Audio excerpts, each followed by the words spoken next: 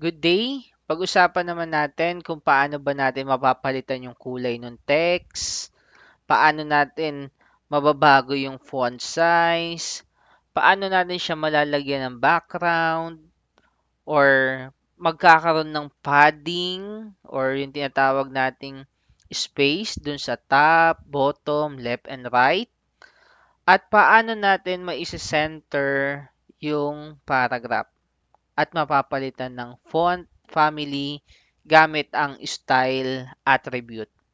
So, buksan na natin yung ating code editor. Last time, natakil na natin yung paglalagay ng text elements like paragraph, horizontal rule, at yung pre-formatted text. This time, gawa tayo ng bagong file. Pangalan natin dito, number 8, then style attribute. Then, lalagay natin .html. Ayan. So, huwag nyo kalilimutan ilagay palagi yung file extension. Then, syempre, meron pa rin tayong doctype HTML. Then, of course, yung ating element na HTML. Then, practice na natin maglagay ng head. Ayan, para makapaglagay tayo ng title. So, ang ilagay natin sa title ay HTML style attribute. Then, sa baba ng head, ilalagay natin yung visible part, which is yung body. Ayan. So, ito yung makikita natin sa ating web browser. Sa loob ng body, maglalagay tayo ng heading 1.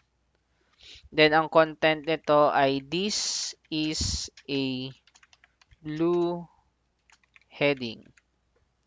And of course, hindi pa to kulay blue hanggang hindi natin nilalagyan ng style na color. So, yung style attribute, nilalagay natin yan sa start tag. So, dito sa may H1. Then, lagay tayo space, then lagay natin style. So, ito yung attribute name. Then, maglalagay tayo ng property. So, dito sa property, para makapaglagay tayo, kailangan natin maglagay ng equal sign. Then, nasa loob ng double quotation yung property name at property value. So, lagay natin dito, color.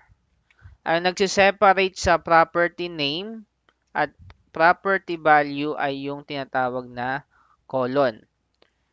So, lagay natin dito, blue. Then, bago matapos yung ating property, kailangan mayroon siyang semicolon.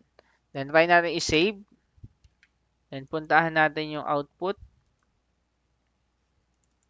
Ayan. So, this is a blue heading. Next, dagdagan natin, bukod sa H1, maglagay tayo ng paragraph.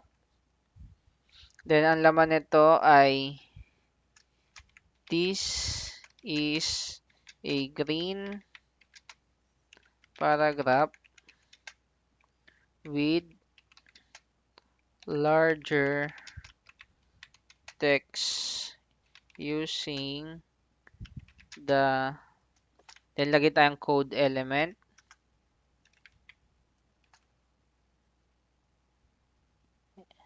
Then lagay natin dito style. Ayan. So, yun yung gagamitin nating attribute. Ayan. Ayan. Then, tuldok. Then, lagay na natin yung style. Siyempre, wala pang style to. Normal paragraph lang yan. Unless, ilalagay natin itong style. Then, equal sign para makapaglagay tayo ng property. Then, ang ilalagay natin ditong property name ay font size. Then, lagay natin ng colon para dun sa value. So, lagay natin ng 22px. Ibig sabihin yan, pixel. Then, lagay tayo ng semicolon. Then, sumunod na property ay yung tinatawag na color para maging kulay green yung ating paragraph. then colon, then lagyan natin green, then semicolon. Okay. So, kung mapapansin ninyo, dito, dalawa na yung nilagay nating property. So, binago natin yung font size at binago natin yung color. Okay? Pero kung mapapansin ninyo, isang style attribute lang yan. Automatic, itong mga nilagay natin na ito ay para dito sa laman ng ating paragraph. So, try natin i-save. Then, balikan natin yung output. Refresh natin to. Ayan.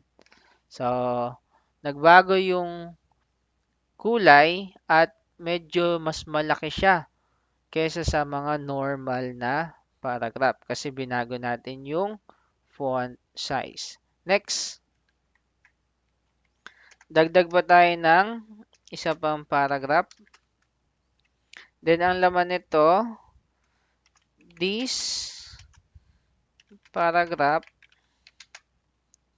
has a light yellow background and some padding inside. Ayan. So, lagyan natin ng background, yellow background. This paragraph has a light yellow background and some padding inside. Then, lagyan natin yung style. Then, lagyan natin ng equal sign para makapaglagay na tayo ng property. Unahin na natin yung background. Kapag maglalagay kayo ng background, ang ilalagay nating property name ay background, then dash color. Okay? Then, lagay natin yung colon para makapaglagay tayo ng value.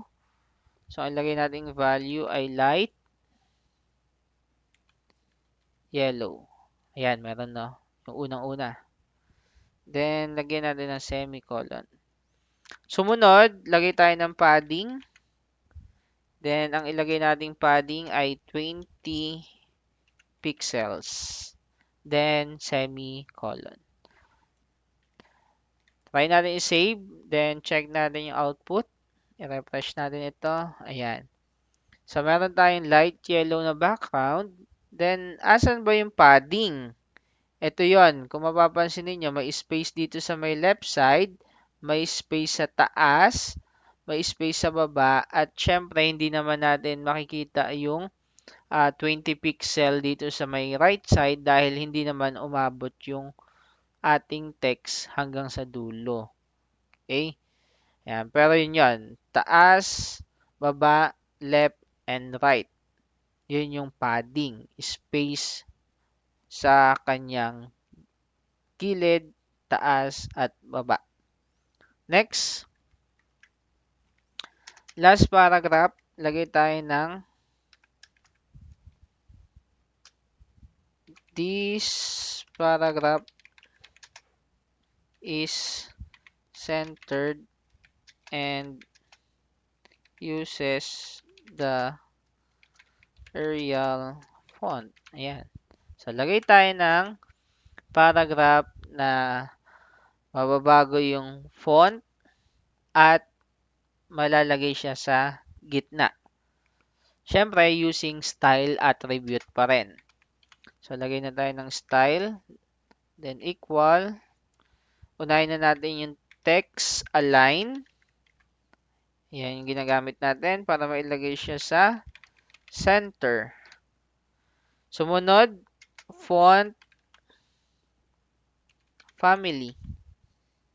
Para mapalitan yung itsura. Ayan, Arial na lang gamitin natin. Then save, Control S. Then refresh. Ayan. So nakagitna siya, saka iba yung kanyang font family. Okay? That's all for today. Thank you.